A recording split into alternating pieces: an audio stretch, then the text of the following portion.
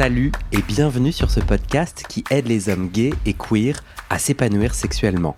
Moi, c'est Guillaume, votre hôte. Je suis gay, j'ai 37 ans et longtemps bloqué sexuellement. Alors j'ai lancé ce podcast comme un guide pour me débloquer. Je t'explique. Chacun des témoignages ou interviews d'experts que tu peux entendre ici va t'aider à sortir du non-dit, à entendre tes désirs et à choper des conseils pratiques et simples à mettre en place. Ça marche pour moi et j'espère vraiment que ça va t'aider. Une dernière chose, va dans le descriptif de cet épisode pour trouver le lien du Discord pour discuter entre auditeurs, mon Instagram pour voir ma tête et suivre les coulisses du podcast et le lien pour faire un don, car oui, ce podcast est 100% dépendant du soutien des auditeurs. Allez, place à ton épisode, bonne écoute. Ah, attends, j'ajoute un petit PS. Donne-moi ton avis sur le podcast, tes idées d'amélioration et tes envies de thèmes pour les prochains épisodes en répondant au mini-sondage en ligne. Alors il est tout court, ça prend 3 minutes et ça m'aidera grandement à orienter la suite. Pour le trouver, tu vas dans le descriptif de cet épisode, tu cliques sur le lien du site du podcast et tadam, c'est ici. Ok, on se lance. La table, elle n'était pas là avant. Non. Car oui, tu es déjà venu. Oui. Et tu t'appelles toujours Adrien. Je m'appelle toujours non fictif Adrien. Non fictif. Je crois que je l'avais dit la dernière fois. Ouais. Enfin, C'est pas ton vrai prénom. c'est pas mon vrai prénom. En fait, sur Discord, le Discord du podcast, tu racontes CJess, Ouais. une expérience, donc CJess, petite ville au sud de Barcelone, où il se passe plein de choses, les hommes gays se retrouvent, font du sexe, de la fête s'ils le souhaitent. Toi, tu racontes ton expérience, tu débriefes avec les auditeurs qui sont sur le Discord, et je te dis, écoute, moi aussi j'étais à CJess, viens au micro, parce que moi, donc, on va parler là de libération sexuelle, que apparemment on a vécu toi et moi, on s'est croisés d'ailleurs à On s'est CJess. croisés à l'espace d'un instant dans la fameuse Bear Alley. Enfin, je sais pas si c'est comme ça que tu l'appelais, que vous l'appeliez aussi, mais... Nous, c'était la Gay Street. Ouais, mais je pense que comme moi, j'y gay. suis allé vraiment pour la Bear Week, qui est donc une semaine de célébration centrée sur la communauté Bear. On appelait la Bear Alley. Ouais. Donc, c'était ma première fois. Ouais, moi aussi. C'était aussi ta première fois. Ouais, Ok. c'était ma première fois. J'ai compté 5 premières fois pour moi, là-bas, en termes d'expérience sexuelle ou de première fois plus générale, dans mon développement de petit homme gay. Ouais. Avant qu'on se lance, il y a un Discord du podcast qu'il faut rejoindre, et d'ailleurs, dont tu es le modérateur. Je suis le modérateur. Pour l'instant, ça va, ça se passe bien. Les gens sont sympas. Donc, Ouais, je trouve ça cool. Il y a plein de discussions qui partent. C'est intéressant. Le lien est dans le descriptif de l'épisode. Et j'ai fait un sondage de la rentrée. je l'ai fait. Je te remercie. Voilà. Moi, en fait, l'idée, c'est OK, qu'est-ce qu'on fait pour la suite? Donc, j'ai pas mal d'idées dans le sondage. Donc, le lien est dans le descriptif de l'épisode. Et en gros, l'idée, c'est, ceux qui écoutent, qui ont envie de... dans le sondage, en gros, je propose plusieurs axes de développement, des idées d'épisodes. Pour le moment, les 2 gagnants en thématique que les gens ont envie d'entendre, c'est être en couple et ouvert D'accord. et épanoui. Donc, je suis en couple, comment je fais pour l'ouvrir et rester épanoui? Et l'autre thématique, c'est j'ai trouvé une sexologue qui pourrait nous donner des clés grâce à son expertise sur l'épanouissement sexuel. Bon, voilà les 2 favoris pour le moment. Et l'autre sujet, c'est l'idée d'organiser des rencontres. Donc là, les gens qui peuvent être intéressés mettent oui, leur ville, et du coup, on se tiendra au courant, on verra comment la suite de ça. Bon, le lien du sondage est dans le descriptif de l'épisode. Et voilà, et moi, je pense qu'on peut se lancer. Ouais. Moi, j'avais envie, avant qu'on raconte, de te demander, toi, c'est quoi les préjugés que tu avais sur CJess ou sur des lieux comme CJess? Donc CJess qui est petit village oasis gay, connu depuis les années 30 comme un lieu avec Ibiza où les gays, plutôt les hommes, j'ai l'impression, sont... Il y a j'ai vu pas mal de lesbiennes. Bon, en proportion très peu par rapport aux gays, aux hommes gays, mais j'ai vu aussi des couples lesbiens, je crois. Ouais. T'avais des préjugés sur des tels lieux? J'avais des préjugés, mais qui étaient récents. Donc, c'était des préjugés de quelqu'un qui était déjà... parce que, en fait, je pense que j'avais pas entendu parler de CJess avant mon coming out, etc., qui est relativement tardif.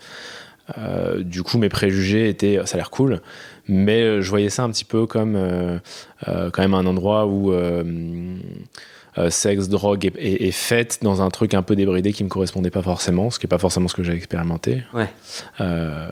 Pour le positif, hein, d'ailleurs. Dans un endroit où je me voyais pas forcément trop aller. Après, je pense que ça dépend quand est-ce qu'on y va, ça dépend avec qui on y va, ça dépend de tout. Toi, c'est quoi le déclic qui t'a fait y aller Alors moi, c'est quelqu'un qui m'a motivé à y aller. Donc, c'est quelqu'un avec qui j'ai conversé sur Twitter. Forcément sur Twitter pour des raisons sexuelles. Et en discutant, on s'est bien entendu. Et puis, il habite pas en France. Et je sais plus comment on est arrivé là, mais il m'a motivé à aller à CJS. Au début, j'étais hésitant. Et puis après, je me suis dit, vas-y, c'est un truc qui me donne envie parce que c'était pour la Bear Week. Moi, j'ai quelque chose, j'aime beaucoup les bears. Je suis pas un bear moi-même, mais du coup, j'aime beaucoup les bears. Et du coup, l'idée d'aller là-bas et d'avoir plein de beaux mecs, etc., et de m'amuser sexuellement me tentait vachement. Et donc, il m'a motivé un peu à y aller. Parce que du coup, un bear, c'est un ours, donc plutôt un homme corpulent, plus poilu. C'est ça. Et d'ailleurs, t'es déjà venu sur le podcast. Je sais pas si je suis déjà venu avec le prénom peut-être, mais non, on l'a pas dit depuis le début, mais oui, je suis déjà venu pour parler un petit peu de ça et entre autres. C'est comme ça d'ailleurs qu'on s'était connecté. C'est comme ça qu'on s'était connecté. Donc sur Twitter, t'as un crush avec un mec. Je suis un peu curieux. Vous échangez. En fait, de base, je réponds à un de ses posts où je le trouve sexy. Il lui met une photo. Et puis lui met une photo. Je crois que c'est une photo, je sais plus si c'est une photo. Oui, c'est une photo.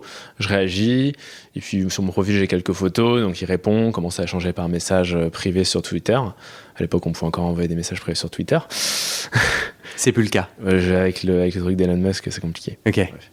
Mais et du coup, en fait, on accroche bien et donc il me convainc un peu d'y aller. Alors pas d'y aller ensemble, mais d'y aller en me disant, bah voilà, je connais quelqu'un sur place, on pourra se rencontrer. Et puis après, c'était en juin, je crois, qu'on a commencé à discuter, sachant que CJS, donc moi j'y suis allé en début septembre, et donc il y avait du temps entre les deux quand même. On a eu le temps de se connaître entre temps et tout. Mais donc t'y vas, tu connais personne. J'y vais, je connais juste lui. Et sachant que c'est un mec à qui tu as échangé quelques messages. Pas tout à fait, parce qu'on a beaucoup parlé après. Il est venu en France, on s'est rencontrés chez moi, il est venu en France. Je savais pas trop à quoi m'attendre, mais on a échangé beaucoup de photos, beaucoup de vidéos.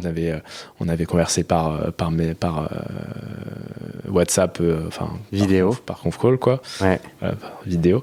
Et donc je savais un petit peu quand même si je ne savais pas exactement si ça allait vraiment matcher en vrai. À partir du moment où il est venu à Paris, j'ai vu un petit peu que le courant passait bien, amicalement. Il dort chez toi, du coup? Il dort chez moi, donc c'était un peu stressant. Combien de nuits? Il est arrivé vendredi, il est reparti lundi matin. Donc, ah ouais.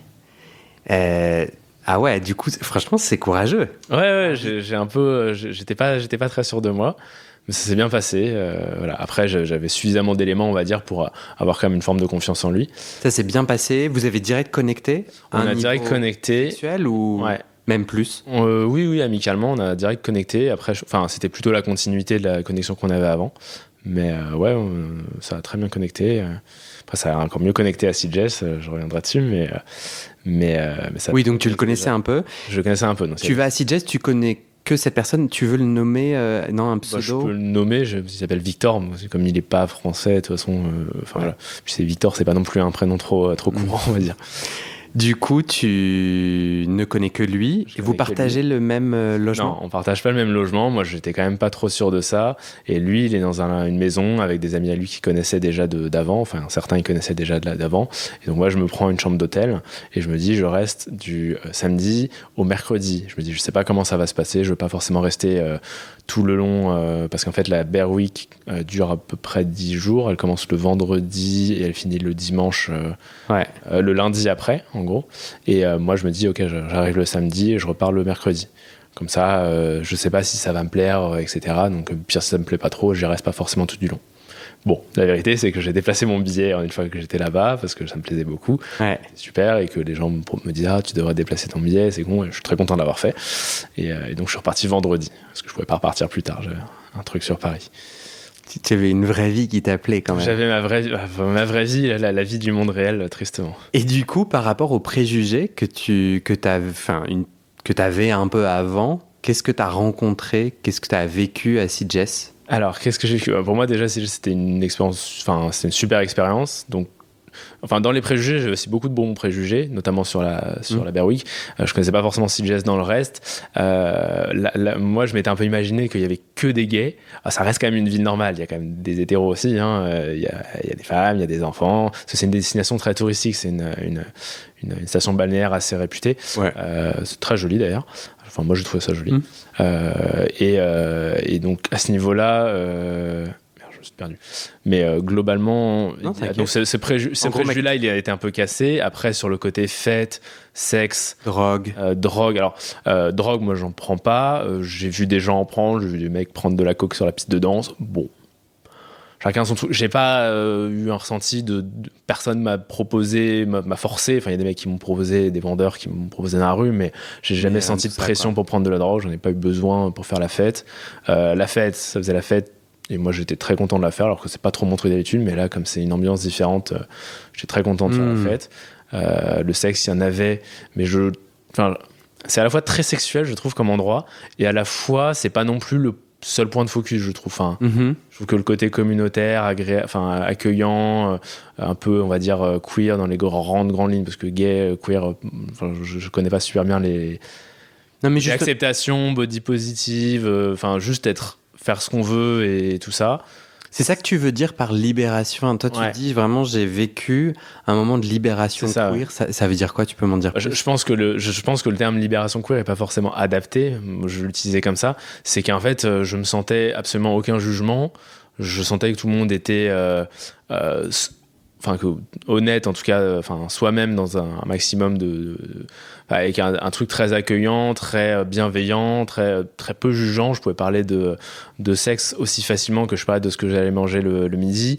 Et quand je parle de sexe, je parle pas juste je parle de pratiques qui vont être des trucs un peu tabous, je sais pas, comme du fisting, des choses comme ça qui sont pas forcément des choses que je pratique, mais juste pour en parler comme ça, de questions d'hygiène, lavement, IST, machin, comme des trucs, j'aime bien les grosses bites. Il y avait vraiment un truc il n'y a pas de tabou, il n'y a pas de jugement. C'est juste des discussions normales. Ouais. Et aussi dans la façon, je sais pas, de m'habiller, de choses comme ça. Je sentais que je pouvais m'habiller à peu près comme je voulais, du moment que ça reste relativement décent. Et même dans la rue. Et qu'en fait, juste... T'habillais comment? Alors la journée, j'étais en short, t-shirt ou débardeur, des choses comme ça, donc très classique pour la plage, etc. Après le soir, je me suis un peu plus amusé. J'avais notamment un t-shirt qui disait Daddy's Little Meatball. Donc pour les non-anglophones, c'est la petite boulette de viande de papa. Attends, répète. C'est marrant. Daddy's Little Meatball. Ok. Voilà. Attends, je capte pas le sous-entendu sexuel. Le sous-entendu, c'est déjà le truc de daddies, d'avoir un daddy, quoi. J'appartiens à un daddy. Little Meatball en mode petit surnom affectif de je suis une petite boule de viande. Un petit meatball, il y a un truc un peu. Mais c'est une espèce de. Mais je pénètre pas une boulette de viande. Non, mais c'est pas une boulette de viande, mais c'est. Je sais pas comment dire. Non, franchement, je le chope pas. Toi, tu le trouves pas sexuel? Ah non, pas du tout. Une boulette de viande, non, mais ça fait un peu. Oui, mais c'est. Si. Je suis de la chair fraîche à baiser. Oui, mais alors ça, c'est en prenant le truc vraiment comme une boulette de viande. Mais là, c'est juste. Je sais pas comment dire, mais c'est. C'est pas dans un sens nourriture ou quoi. C'est quand on dit que quelqu'un est une meatball, c'est juste. Je sais pas comment dire. Oui, c'est affectueux. C'est affectueux, c'est ça, t'es ma petite boulette. C'est un peu ta petite boulette. Alors bon, je suis pas petit et tout, mais en tout cas, ça faisait beaucoup rire les gens. J'avais beaucoup de compliments sur ce t-shirt. Après, je suis sorti en harnais, menottes. Un côté plus SM. Côté plus SM. Et le dernier soir, je suis sorti en. Comment ça s'appelle? J'avais un singlet, donc truc de lutte, qui est ouvert au niveau des fesses. Ok. Donc, je suis sorti dans la rue comme ça. Et globalement, ça s'est bien passé. Alors, c'était dans la soirée, globalement, et dans les coins gays, etc. Mais, Tu vas mettre des photos dans le Discord. Je pense qu'on va rameuter énormément si tu mettais des photos. Du coup, je comprends que c'est un endroit pour toi où, dans l'espace public, tu peux être tout un tas de toi. Tout un tas de moi. Je peux être beaucoup plus librement moi. Que ce soit sur le côté sexuel, principalement sur le côté sexuel évidemment. Je vois même des trucs très simples comme j'ai acheté là-bas des chaussettes avec le petit drapeau gay et je me dis là-bas en fait je trouve ça cool de les porter, je me posais même pas la question. Ici Dans le Marais et tout, ok, mais autour de chez moi en banlieue, mais c'est pas une banlieue craignos, j'aurais plus d'appréhension. Ouais, tu habites en région parisienne, Ouais. un peu loin de Paris. C'est ça.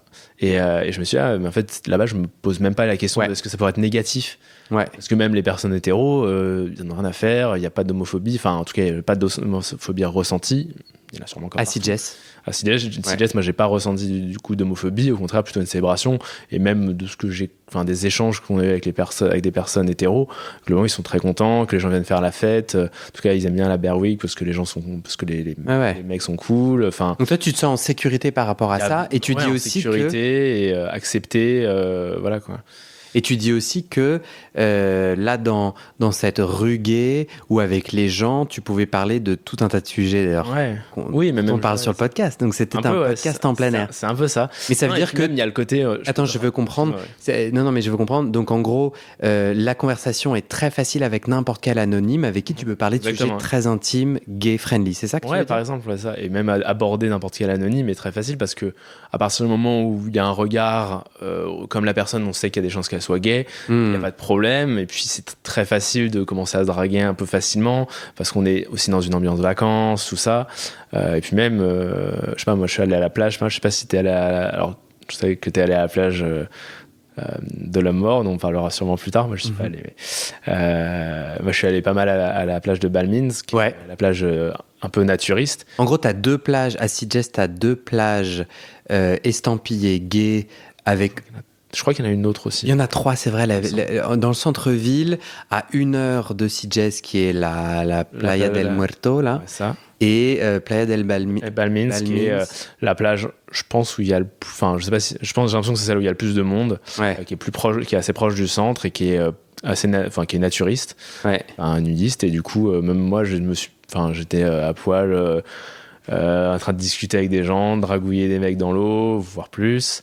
Il y avait c'était très libérateur. Et ça, c'est que à CJS ou dans ce genre de ville gay, où tu peux avoir ça. Ces lieux. Je pense. Pour moi, je vois pas comment dans un autre endroit ça peut arriver parce qu'il y aurait des regards, il y aurait des jugements.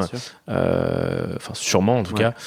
Écoute, moi, je te rejoins pas mal. Ouais. En fait, il faut que je sois un peu dans un état d'esprit où je te pose des questions, mais aussi que je raconte moi un peu. Je vais te relancer un peu justement. Non, grave. Moi, pareil, préjugés principalement sur lieu de déchéance où en fait un mec qui a besoin d'aller baiser avec d'autres anonymes de façon publique ou de faire 1000 fêtes dans des endroits où ils sont que entre les mêmes, c'est pas bien, c'est mal. Donc ça, c'était le fond de mon jus de cerveau, sachant que j'ai passé une semaine à faire la fête, à baiser avec des anonymes et à être cette déchéance que je dénonçais. Je pense que ça vient pas mal de le sexe c'est sale, enfin cette idée que le sexe c'est sale et que le sexe entre anonymes, c'était quelque chose que moi j'avais jamais fait. Donc on va faire un bingo première fois. Moi je m'étais jamais mis nu en public, et ce de façon légale, dans des plages naturistes.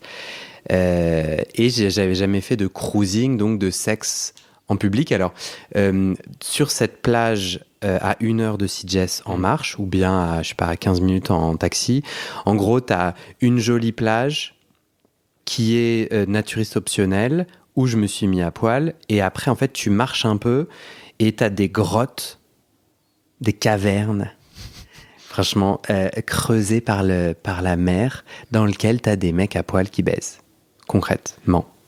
Donc, moi, je voulais réagir à un peu ce préjugé de c'est forcément glauque. Moi, j'ai pas eu de truc, c'était glauque. Et je comprends pas pourquoi on a besoin de cet entre-soi et à quoi ça sert. Et moi, j'ai vraiment compris, donc je te rejoins à 100% sur cette idée que... Alors, pas forcément dans tout CJS, non, mais c'est surtout que c'est quand même beaucoup dans le centre. Ouais. Enfin, moi, je me suis pas beaucoup éloigné du centre non plus, mais. En fait, le soir, dans cette rue où il y avait que des hommes gays ou queer, ou sur ces plages où il y a que des hommes gays ou queer, en fait, il y a vraiment pour moi un plafond de verre qui pouf a disparu. Il y a un truc de je suis dans un espace public ou dans un espace tout court où je suis en sécurité. et pas forcément entre quatre murs d'une boîte gay dans une ville, tu vois. Ouais. Je suis vraiment... Et toutes les personnes que je vois autour de moi sont gays ou queer, et j'ai trouvé que ça avait ouvert tout un tas de possibles, et notamment ça m'avait mis dans un état presque adolescent, quelque chose que j'ai jamais pu vivre, et que j'ai l'impression que mes potes hétéros me décrivent, mais c'est de dire, je peux draguer, j'ai plein de possibilités, parce que moi j'ai quand même grandi dans des endroits où il y avait genre... j'étais soit le seul gay, soit il y en avait un autre, mais où tout le monde était dans le placard. Et soudainement, t'as tous ces gens que tu peux draguer. Et moi, c'est un truc que je retiens de CJS, c'est la possibilité... Enfin, aidé par les vacances, parfois aidé par l'alcool peut-être, et par ce moment un peu exceptionnel, mais je me disais, vas-y, je vais vers les gens. Et en fait, je me suis vachement fait rejeter. Je me suis autant fait rejeter que apprécier. Ah ouais. Et c'est comme si j'apprenais à draguer dans la vraie vie et à accepter qu'en fait, y a les goûts, les couleurs. C'est marrant, j'ai pas trop réussi à... Par contre, le rejet, j'ai pas trop réussi. Alors, moi, je joue beaucoup du regard. Et du coup, s'il y avait pas le regard qui suivait, j'y allais pas, quoi. Je trouve que j'ai manqué des occasions, mais j'en parlerai après. Mais il y a des mecs qui me paraissaient très distants, enfin très inaccessibles. Et je me sentais un peu... J'ai eu une petite frustration de me sentir rejeté parce que j'avais aucun regard qui revenait avec... Après, il y a eu de certains mecs et voilà. Mais à l'inverse, par contre, quand j'avais quand même pas mal de mecs avec qui il y avait des regards, il y avait de la drague très facilement et c'était super. Juste pour rebondir sur le côté plafond de verre, c'est cool, machin, je suis super d'accord avec toi. Par contre, je trouve qu'il ne faut pas non plus donner une fausse idée que c'est la partouze extérieure tout le temps. Le soir, les gens sont en train de discuter, sont en train de danser, sont en train de faire la fête. Les gens baissent pas dans la rue à 19h, quoi. Bien sûr. C'est pas non plus... Les lieux de cruising sont identifiés. Il y en a après, quand il est 4h du matin, dans les rues principales, oui, parfois t'as des mecs qui sont en train de baiser, mais il y a personne, enfin voilà, puis bon, ils sont un peu alcoolisés, enfin c'est pas non plus un truc. Après sur la plage, moi j'y suis pas allé le soir, et je crois que ça baisse pas mal sur la plage le soir, mais globalement il doit faire noir, donc bon. Ouais, non, complètement. Moi je pense que il y a vraiment... Alors, du coup, du cruising que j'ai essayé, moi je suis venu à CJS parce que mon copain avec qui je suis en couple ouvert, lui est très aguerri. C'est un guerrier du cul. Pas du tout. Beaucoup d'expression. Je l'ai appelé juste avant que tu arrives là. Et je l'ai appelé, je fais bon, je vais faire cet épisode et tout. Donc là, j'ai envie de raconter ça. Et puis il est assez central en fait dans mon expérience. Je dis, est-ce que t'es ok et tout. Il m'a dit grave. Je lui ai dit, mais j'ai pas envie de t'instrumentaliser. Il m'a dit, instrumentalise-moi. Je t'en supplie. Mais non, mais vraiment, c'est lui qui me dit viens, j'y vais souvent, c'est un endroit qui est important pour moi, qui est chouette, et moi je me dis je dépasse mes préjugés et je vais aller me faire mon avis. Puis après j'ai vraiment le goût de l'aventure aussi, et donc moi jamais j'y serais allé tout seul, et notamment sur ma première fois de naturisme à la plage. En fait, j'ai vraiment trouvé que le naturisme et le cruising étaient un super outil de développement personnel, parce que je me suis tapé d'un coup, remonté toutes mes pensées limitantes et mes angoisses existentielles, tu vois, sur est-ce que je suis pas assez beau, je vais pas plaire, je suis vulnérable, c'est dangereux. Mais pourquoi est-ce que moi c'est sur le naturisme sur le cruising Enfin, je comprends parce que, surtout vu que le cruising et que t'es nu, je peux comprendre que tu puisses avoir ces pensées limitantes, même si elles sont pas forcément légitimes. Mais pourquoi est-ce que sur le naturisme, parce que moi, ça c'est un truc que à partir du moment où on a une certaine expérience gay, on a globalement vu pas mal d'autres hommes à poil. Donc on sait à peu près, je pense qu'on a plus facilement déconstruit une partie du complexe de taille du pénis. Je veux dire, entre être en maillot et entre être à poil, globalement, moi je trouve ça plus sexuel un mec en maillot sexy qu'un mec à poil, globalement. C'est vraiment les méandres de mon cerveau, quoi. Ouais, non, mais c'est vraiment intéressant, ça. Le rapport à l'estime de moi, et je pense que c'est vraiment venu me chercher à un endroit, c'était vraiment défiant. Et le fait qu'il soit là, m'a vachement aidé parce que c'est vraiment mon petit ange gardien, quoi. Je me sentais vachement en sécurité. Et idem sur du coup le moment où on part au cruising, quoi. Donc déjà pour aller à la plage de l'homme mort, c'est toute une aventure. Tu es allé à pied? Alors on y allait en taxi. Ah oui, et du coup on y allait à pied ou en taxi et j'ai vraiment aimé cette plage un peu reculée où c'est une aventure pour y aller. En tout cas, t'as deux façons de mourir. À gauche, tu peux tomber dans la falaise. Ah oui. Qui est vraiment genre juste là et bam avec une mer magnifique. Et à droite, t'as le train. Ah ouais, d'accord. Et nous, la première fois où on est allé, on a dû traverser les rails. Ouais. Et on avait devant nous un couple magnifique avec qui on discutait, on se draguait, etc. Donc on n'était pas super attentifs. Ouais. Et je te promets qu'il y a un train qui nous est passé vraiment pas loin en arrivant. Et je me suis dit, ça y est, je vais crever parce que je vais baiser sur une plage, quoi. Franchement, avec le vent, on n'entend pas le train arriver. Et moi, j'étais là à minauder et tout avec le gars trop mignon devant moi. Et j'étais là, putain, mais fais gaffe quand tu minaudes. Bon, on arrive sur la plage est magnifique. Ça vaut vraiment le coup, hein. J'étais super étonné que tu n'y ailles pas. Oui, mais en fait, le jour où on a voulu y aller, on s'est levé tard et après il fallait marcher 1 heure, les gens n'étaient pas motivés. Ouais, j'avoue. Et ça, c'est surtout maintenant que t'en parles, c'était un peu mon petit mon regret. En plus, moi j'aime bien le cruising, j'en ai déjà fait et j'aime bien. Et du coup, l'année prochaine, je pense que j'irai, c'est sûr. Le lieu est magnifique, la mer est belle. Donc, tu as la partie plage où, à nouveau, il n'y a que des hommes gays ou queer. Moi, j'ai vu 2 femmes et tout. Il y a quelques femmes. Mais en tout cas, sur la plage de l'homme mort, c'est vraiment... T'es à nouveau heureux dans cette bulle. Et en gros, tu dois marcher le long de la mer. T'as une falaise. Tu vois, t'as une roche... Comment dire, t'as un énorme rocher qui bloque la vue et en le contournant, derrière, t'as ces cavernes creusées par la mer où honnêtement, déjà, le scenery, quoi, le film, le paysage. Tu cruises, mais en plus dans un endroit joli, quoi. Un endroit joli où vraiment t'as la mer qui vient s'entrechoquer sur les rochers, t'as même un niveau sonore et tout qui est vachement... En plus, il y avait des vagues, alors je sais pas quel jour t'y allais, mais moi les premiers jours où je suis arrivé, il y avait pas mal de vagues, et donc toi c'était les derniers jours de ton séjour, donc il y avait la mer était un peu agitée. La mer était agitée, ouais. Et en fait, à nouveau, tu vois, d'avoir mon copain qui connaît les codes, enfin... Il n'y a pas tant de codes que ça, mais moi, je me sentais vachement... Donc, la première fois, j'étais derrière lui. Lui, il est très poilu, très tatoué.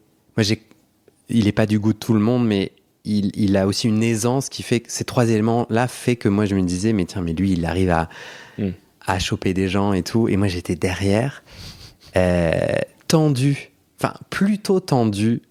J'arrivais pas à bander, donc j'étais là, putain, donc non seulement j'ai pas le bon corps, parce que je voyais pas mal de mecs musclés, mais en plus, genre, j'arrive pas à bander, donc autant te dire. Ça, t'aurais dû y aller pendant la Bear Week.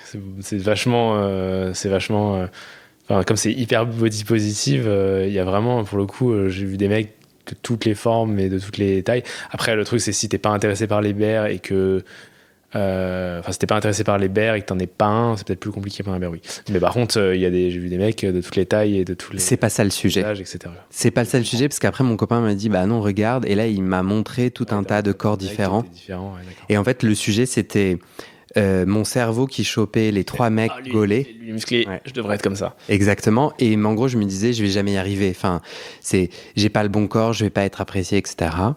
Et il y avait aussi le côté de j'avais peur du rejet, c'est-à-dire je comprends pas, faut aller vers les personnes. Enfin, j'étais super intimidé. Bon, j'ai essayé quelques fois et ça s'est très bien passé.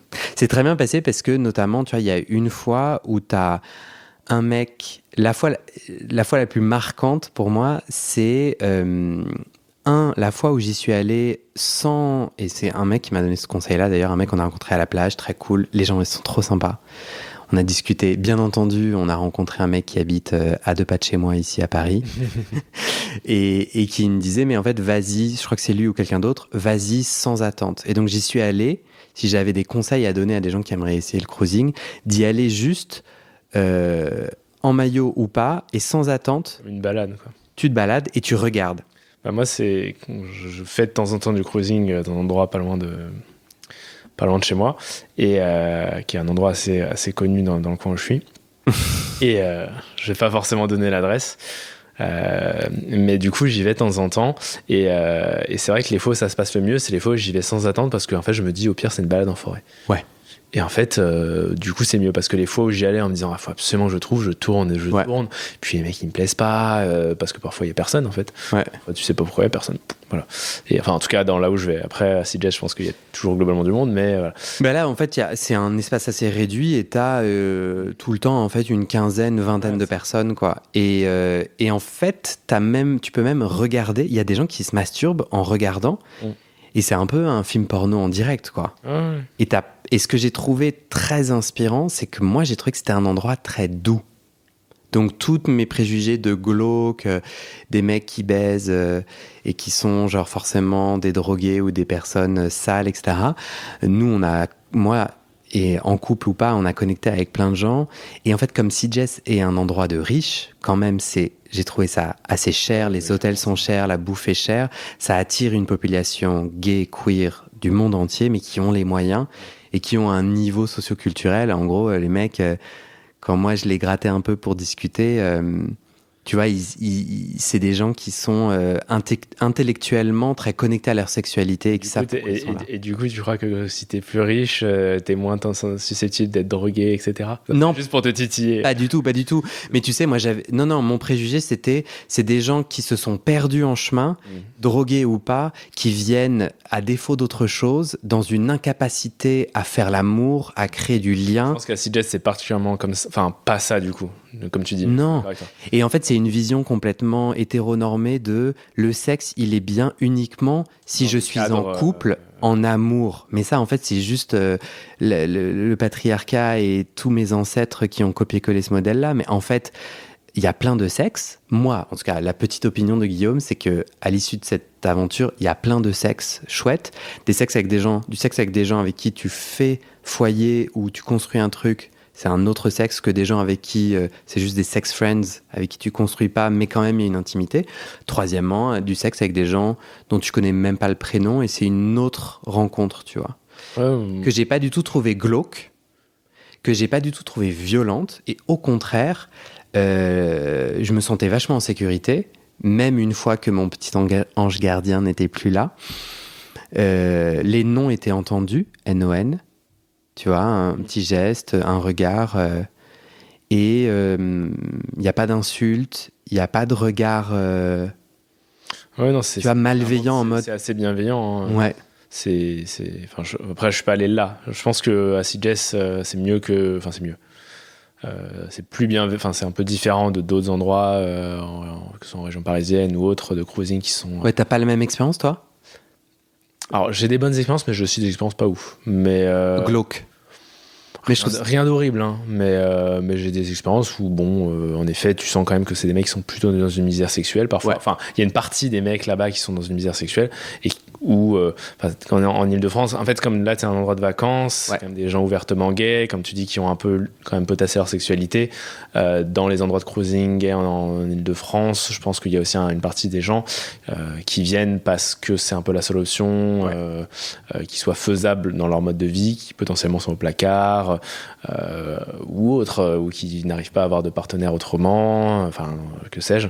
Mais du coup, c'est pas forcément la même expérience. Après, j'ai eu des super expériences, de rencontres très bien aussi dans des lieux de cruising en Ile-de-France, mais c'est pas forcément exactement pareil. Là où j'ai fait de CJ, c'est peut-être à des saunas, au sauna parisien, quand ça se passe bien. Parce que parfois, tu as aussi des expériences pas ouf. Bien, ouais. Mais je n'ai jamais eu de drame. J'ai déjà eu des mecs qui comprennent pas très bien le nom, quoi. Ça m'est arrivé une fois, en vrai. On est quoi ? De toute façon, toi et moi, on ne fait que partager une opinion personnelle, une expérience personnelle, et je veux pas. Et je trouve ça vachement important. Du coup, je pense que c'est intéressant de voir que c'est différent aussi des lieux de cruising classiques. Complètement. Après, moi, je dis à quelqu'un qui est tenté de faire des lieux de cruising, vas-y, alors pas forcément n'importe où, pas forcément avec trop d'attentes, surtout, éventuellement avec quelqu'un, parce que c'est quand même plus sécurisant. T'as raison. Moi, je conseille quand même, je pense mieux vaut pas y aller de pleine nuit, surtout la première fois. Moi, j'évite en pleine nuit, quoi. Parce que souvent, c'est des trucs qui sont actifs un peu plus le soir, quoi. Ouais. Mais Mais je pense que c'est quand même une expérience qui est assez intéressante. T'as raison, en fait, en menant ma petite enquête du coup sur les lieux du cruising, la plage de Sitges, et Sitges en tant que petite oasis gay, c'est depuis 1930. Et quand tu arrives sur la plage, il y a une petite pancarte qui dit une plage gay friendly depuis 1930. Et j'ai trouvé ça vachement intéressant aussi, de me dire, ouais, historiquement, en fait, je vais reproduire là de la drague, de la conquête, que des hommes... Tel que c'était fait à l'époque. Parce qu'à l'époque, c'était aussi les seules options. Il n'y avait pas les applis. Exact. C'était potentiellement puni par la loi. Enfin, je ne sais pas trop en Espagne, j'avoue. Mais... Et du coup, ça m'intéressait d'avoir de mieux comprendre les lieux de cruising. Ouais. Et notamment, j'ai discuté avec des potes qui sont déjà allés aux Tuileries à Paris. Ouais. Où en fait, tu as un labyrinthe. Alors, moi, Attends, laisse-moi terminer. Tu as un labyrinthe où il y a des rencontres. Et là, il me disait un peu ce que tu me disais. Et je trouve ça important de le dire. Oui, Guillaume, à Sitges, c'était comme ça, toi, ton expérience. À Paris, dans ce labyrinthe-là, aux Tuileries, c'est énormément de gens qui habitent pas à Paris, qui sont dans le placard. Et où, du coup, le rapport, il est beaucoup. Enfin, eux, ils racontaient un rapport. Je sais pas comment le dire, peut-être plus agressif, moins safe, moins parce que c'était eux ils supputaient que c'est des gens qui sont pas alignés avec leur sexualité, ouais, donc ils sont dans un rapport sexuel coupable. Et je pense que même il y a un truc de t'es plus exposé aussi, enfin quand t'es aux Tuileries, mine de rien la police elle passe de temps en temps, je pense. Alors je sais pas à quel point ils mettent des amendes ou quoi, mais c'est pas exactement pareil quoi. Moi je sais que là où je vais aussi, il y a des histoires où il y a des jeunes, on va dire, du coin qui... Enfin, c'est connu qu'il y a eu des agressions de mecs des cités qui sont venus pour casser du PD, quoi. Donc, il y a quand même aussi un truc de moi, quand j'y vais, parfois, je me dis, bon, j'espère que... Enfin, ça m'est arrivé de me barrer parce que je me demandais s'il n'y avait pas des mecs qui passaient, parce que j'ai vu des mecs en mobilette côté, tu vois. Donc, c'est pas exactement le même rapport. Mais ça n'empêche qu'il y a quand même des bonnes expériences à avoir. Mais moi, du coup, ça me donne vraiment la grosse FOMO de pas y être... Enfin, FOMO, c'est Fear of Missing Out. Donc, déçu de pas y être allé, mais bon, ce sera pour la prochaine fois, de pas y être allé à cette plage cette fois-là. Mais bon, ce sera pour la prochaine fois. Écoute, j'ai plein d'autres super expériences. Donc. Moi, ma question d'après, c'est quoi tes moments sexe les plus marquants, sachant que moi, le mien, pour teaser, c'est quand j'ai sucé un acteur porno sur cette plage avec sa gigantesque bite. Ah. J'ai vu un acteur porno d'ailleurs. Je pense que ça. Là, moi, je connais pas les acteurs porno, mais c'est lui qui m'a dit ça. Où vraiment... je vais pas raconter, mais toi, si tu devais... donc, tu me dis, ça m'a épanoui parce que le lieu, parce que ça m'autorise, le lieu et la bulle m'autorisent à plus dans les discussions, dans les tenues. Est-ce que sexuellement, il y a eu des premières fois ou des découvertes pour toi ? Alors, il y a eu des premières fois, c'est sûr. Déjà, c'est la première fois que j'ai fait l'amour à l'étranger avec un homme. Ok. Parce que moi, j'avais comme garde relativement récent. Après, il y a eu le Covid, donc j'ai pas trop voyagé. Donc en fait, je me suis rendu compte, tiens, c'est la première fois que je couchais avec un homme. En plus, c'est à l'étranger. En plus, c'était avec le mec que je connaissais. Dès que je suis arrivé, on est dans ma chambre d'hôtel. Et puis, ça a été assez... il y avait quand même une attente et c'était super cool. Et, donc en gros, on est un peu amoureux avec Victor, qui est le nom de l'homme. Il y a eu un peu d'amour. Après, l'homme de Twitter. Voilà, c'est l'homme de Twitter. C'est un peu compliqué, c'est pas forcément le sujet du podcast, mais parce que, bref. C'est pas... Comme c'est moi qui choisis le sujet, moi je pense que ça allait un peu. Non, mais c'est que moi, c'est compliqué pour moi les relations. Genre, j'ai pas envie d'être dans une relation, mais il y a quand même eu un crush des deux côtés. Mais on n'a pas forcément, enfin, lui aussi n'est pas forcément dans une position où il a envie d'une relation, ou même il est capable d'avoir une relation. Ouais. On habite quand même, il habite en Irlande, donc c'est quand même pas juste à côté. Ouais. Voilà, donc. On se plaît, on se parle beaucoup. Lui, c'est un ours ? Lui, c'est un ours, ouais. Ok. D'ailleurs, c'est quelqu'un qui a un OnlyFans aussi. Je mettrai le lien. Donc, c'est un acteur porno. Enfin, non, il se rémunère avec ses vidéos. Un petit peu. Pas beaucoup, c'est pas du tout son métier, mais... Tu es dans une de ses vidéos ou pas ? Non, parce que pour être sur OnlyFans, ce qui est bien d'ailleurs, il faut prouver qu'on accepte d'être sur OnlyFans. Et pour ça, il faut montrer son visage avec une carte d'identité visible et un truc de... Enfin, c'est pas une NDA, mais un papier de OnlyFans qui dit, voilà. Et moi, j'ai pas forcément envie de faire ça. Déjà parce que j'ai pas d'imprimante et que j'ai pas envie d'imprimer ça à mon boulot. Je me dis, si par hasard quelqu'un regarde ce qu'on imprime, bon, ça va pas le faire. J'ai des adresses de photocopieuses. Oui, non, mais je pourrais en le faire. Bas. C'est plus. En bas de chez moi. Je ferai ça en bas. Non, mais du coup, dans votre sexualité, autour de ce crush, rien Enfin, rien de particulier ou... J'ai pas fini.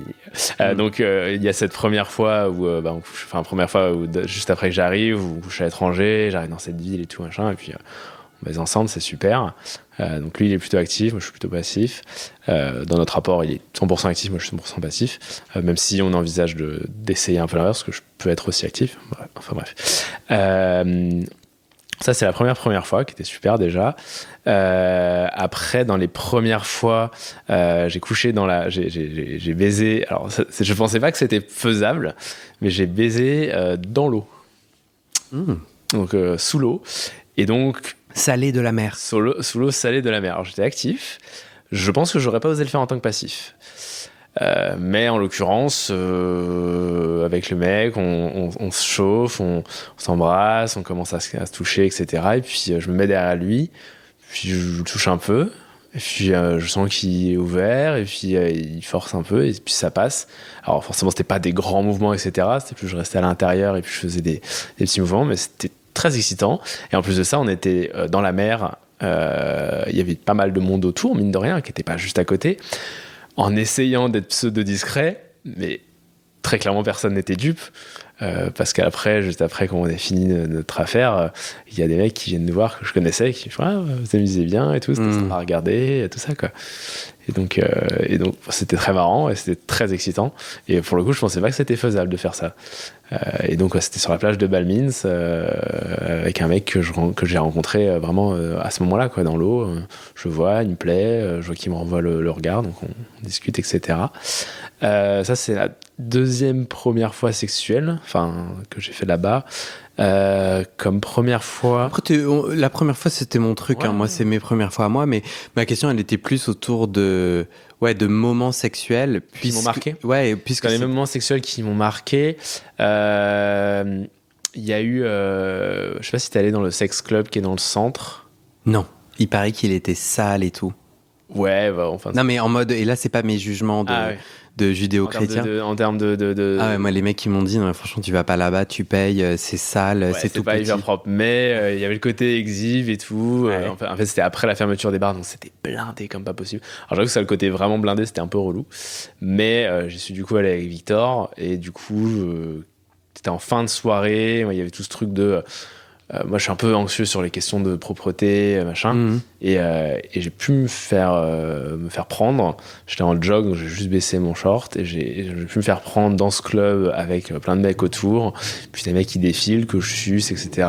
Et ça me touche, et je suis un peu alcoolisé, et c'est cool, et je m'amuse, quoi. Et à ce moment-là, alors c'était probablement pas très propre, mais j'étais suffisamment alcoolisé pour que ça me dérange pas. Et moi je trouvais ça cool. C'est une expérience où je me suis dit c'est sympa, et puis après je sais pas, ce truc de finir la soirée comme ça, j'ai trouvé ça cool. Qu'est-ce que tu réponds aux gens qui écoutent et qui disent c'est de l'excès, c'est pas l'épanouissement, en fait des gens qui sont d'accord avec mes préjugés judéo-chrétiens, qui nous disent en fait c'est un problème que vous, les homosexuels, vous ayez besoin comme ça d'être dans un excès. Enfin, à quoi bon ? Mais déjà, l'excès, c'est très subjectif. Enfin, je veux dire, qu'est-ce qui te fait dire que c'est un excès ? Enfin, c'est très subjectif. Ce que je veux dire, c'est qu'en quoi ça t'épanouit ? Ce que je veux dire, c'est toi, intimement, personnellement, et après, moi, je répondrai. Quoi, ça m'épanouit de sucer une bite de 23 cm sur une plage presque devant tout le monde ? Mais je sais même pas si la question, c'est est-ce que ça m'épanouit ? La question, c'est est-ce que ça me fait du bien ? Est-ce que ça fait du bien aux autres ? Ça peut m'épanouir, mais c'est pas obligé. Enfin, tout dans la vie n'est pas... Enfin, je veux dire, quand on mange un burger, c'est pour se faire plaisir, quoi. Est-ce que c'est un peu excessif ? Parfois. Mais est-ce que c'est grave ? Enfin, non. Enfin, je veux dire, surtout dans un cadre du sexe, je trouve que c'est un truc... On donne du plaisir aux autres, on en prend. Ouais. C'est une opération c'est un crime sans victime, quoi. Ouais. C'est pas un crime, du coup, en l'occurrence. C'est juste un truc cool, quoi. Et en l'occurrence, ça m'a accompli. Parce que je pense que ça joue aussi sur des trucs d'être désiré. Donc moi en l'occurrence je pense pas forcément là, mais ça peut jouer sur des trucs de je me rends compte que je suis désiré. Là moi ça m'a par exemple sécurisé sur le fait que je peux avoir un rapport anal alors que je me suis pas préparé depuis un petit moment parce que j'ai fait la fête, etc. T'as préparé, c'est pas de lavement, j'ai fait mon lavement, mais avant de sortir, donc c'était je sais pas 5 heures avant, plus. Et que ça s'est bien passé, que ça a créé du lien aussi avec Victor, parce que c'était une expérience qui était cool, qu'on a partagée. Pour moi, ça, c'est de l'épanouissement. Donc, pour moi, déjà, ça, c'est suffisant. C'est ça ? T'étais très défensif dans ta réponse.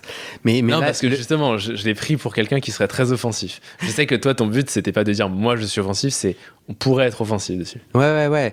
Ouais, parce que moi, je répondrais que ça m'a. En fait,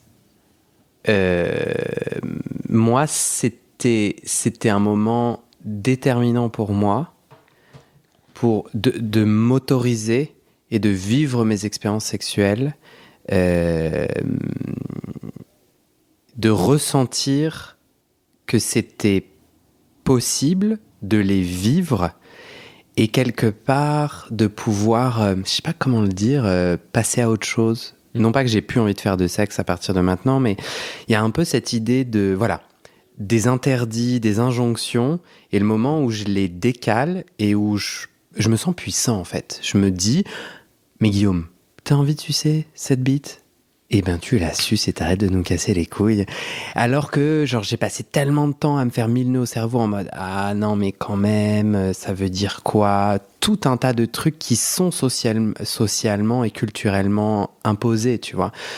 C'est une autre vision de la sexualité que je suis en train de créer, et il me faut un petit peu quand même casser plein de plafonds de verre et d'interdits sociaux, tu vois. Et moi ce que j'ai kiffé, c'est la drague, c'est le jeu, c'est le lâcher prise, tu vois. Ouais, mais enfin, je veux dire, c'est totalement ok aussi de dire juste j'ai kiffé la grosse bite. Enfin, ça, c'est juste un truc positif. C'est juste, bah, moi, je trouve ça cool. Enfin, pour moi, rien que ça, c'est une raison suffisante. Du moment que personne enfin, du moment qu'il n'y a pas un.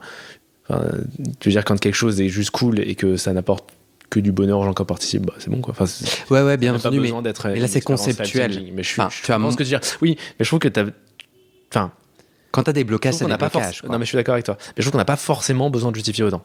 C'est ça que je veux dire. C'est qu'on a le droit de pas le justifier autant. C'est aussi totalement ok. Dans ton cas, ça a fait ce trajet-là, mais quelqu'un qui te demande pourquoi est-ce que c'est pas de l'excès, etc., tu dis pourquoi j'ai besoin de me justifier en fait. T'as raison. Est-ce que j'ai fait du mal à qui que ce soit ? Non. T'as raison. Fin du truc. J'ai kiffé, il a kiffé.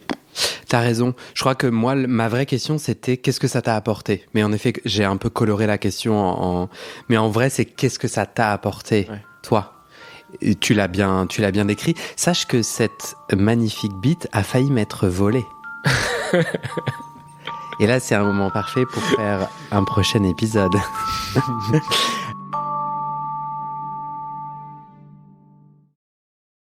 Et c'est la fin de cet épisode. Vérifiez dès maintenant si la suite est déjà publiée. Sinon, vous pouvez vous abonner à ce podcast sur votre plateforme d'écoute pour être alerté dès la sortie des nouveaux épisodes. Et si vous aimez les témoignages intimes comme celui que vous venez d'écouter, j'ai 2 autres podcasts qui pourraient bien vous plaire. Je vous les présente. Histoire de devenir moi. Ça, c'est un podcast dans lequel des gens ordinaires me racontent un tournant déterminant pris dans leur vie. Ils racontent le déclic qui a tout changé et comment ils sont devenus un peu plus eux-mêmes.